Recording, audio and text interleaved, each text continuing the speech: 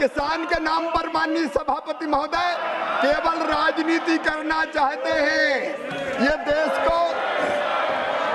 देश को अराजकता में झोंकना चाहते हैं। लेकिन मैं पूरी जिम्मेदारी के साथ कृषि मंत्री के रूप में कहता हूं, प्रधानमंत्री जी के नेतृत्व में खेती को लाभ का धंधा बनाने में और किसानों की आमदनी दुगनी करने में कोई कसर नहीं छोड़ेंगे।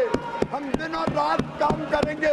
कई फैसले लिए हैं और आगे भी किसान हितैषी फैसले लिए जाते रहेंगे। धन्यवाद माननीय सभापति महोदय। माननीय सभापति महोदय, दलहन की खरीद वर्ष 2004-05 से 13-14 तक केवल 6 करोड़ मीट्रिक टन थी। 6 लाख मीट्रिक टन, केवल 6 लाख मीट्रिक टन, जो बढ़कर अब 1 करोड़ 67 लाख मीट्रिक टन हो गई है। ये घड़ियाली और सुबह।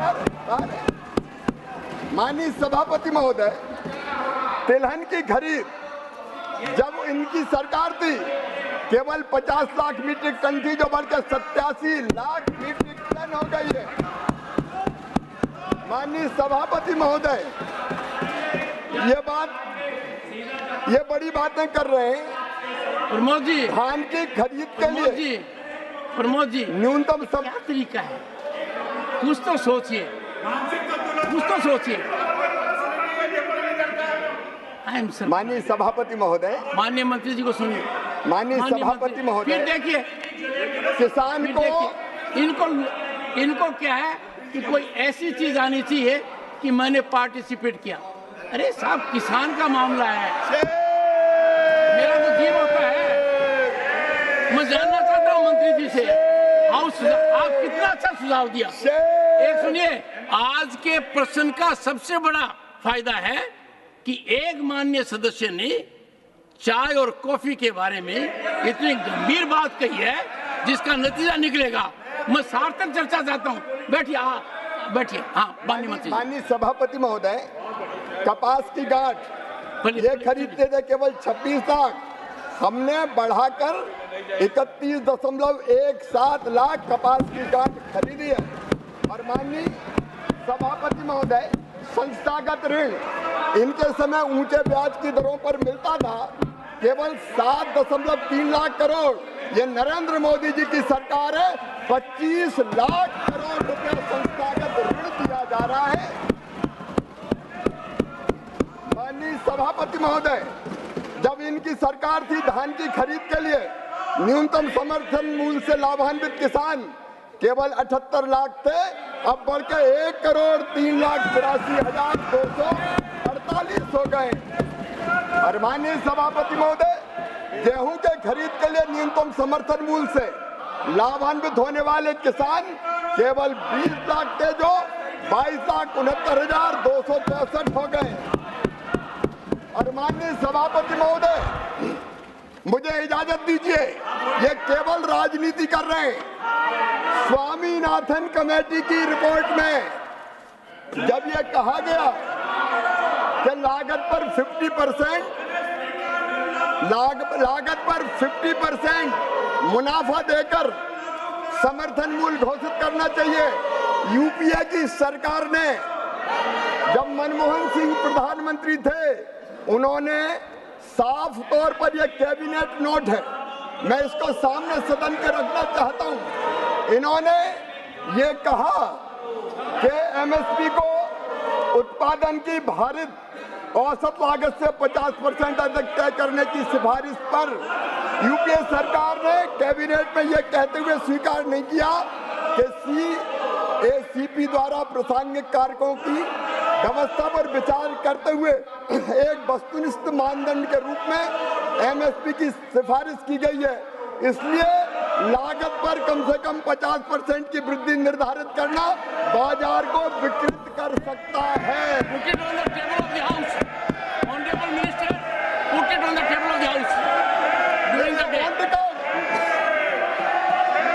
इन्होंने स्वामीनाथन आयोग की सिफारिश स्वीकार करने से इनकार कर दिया। ये कांतिलाल भूरिया जी का जवाब, तत्कालीन कृषि मंत्री, उन्होंने कहा कि स्वीकार नहीं किया जा सकता। सम्मानित शरद पवार जी का जवाब, जो सरकार में मंत्री थे, उन्होंने भी कहा कि सरकार सीपी की सिफारिशों के आधार पर एमएसपी तय करती है और इसलिए पहचानने की आवश्यकता है कि उत्पादन लागत और एमएसपी के बीच कोई आंतरिक संबंध नहीं हो सकता, और उन्होंने इनकार कर दिया, इसको स्वीकार नहीं किया। ये मंत्री केवी थॉमस का जवाब, इस सिफारिश को सरकार ने स्वीकार नहीं किया है क्योंकि एमएसपी की सिफारिश कृषि लागत और मूल्य आयोग द्वारा वस्तुनिष्ठ मानदंडों के आधार पर प्रासंगिक कारकों की विविधता पर विचार करते हुए की जाती है। ये कैबिनेट नोट इनकी सरकार का, माननीय सभापति महोदय, मैं रखता हूं, लेकिन कैबिनेट नोट में इन्होंने राष्ट्रीय किसान आयोग द्वारा राष्ट्रीय नीति में शामिल न की गई सिफारिश, जब यह सिफारिश की गई कि एमएसपी उत्पादन की भारित औसत लागत से कम 50% से अधिक होना चाहिए, कैबिनेट नोट में यह लिखा एमएसपी की सिफारिश सीएससीपी द्वारा संबंधित घटकों की किस पर विचार करते हुए बस्ती पूरक मानदंड पर की जाती है, अतः लागत पर कम से कम 50% की वृद्धि निर्धारित करने से मंडी में विकृति आ सकती है। कुछ मामलों में एमएसपी व उत्पादन की लागत के बीच मैकेनिकल लिंकेज प्रति उत्पादक हो सकता है, इसलिए स्वीकार नहीं की जा सकता। ये इनका चेहरा है, ये मैं पटल पे रखता हूँ, ये बजा के रख ये ले जाओ, ये दे दिए, वो दे दिए, ये भी दे दिए। ये इनका असली चेहरा है। ये किसान के नाम पर माननीय सभापति महोदय केवल राजनीति करना चाहते हैं। ये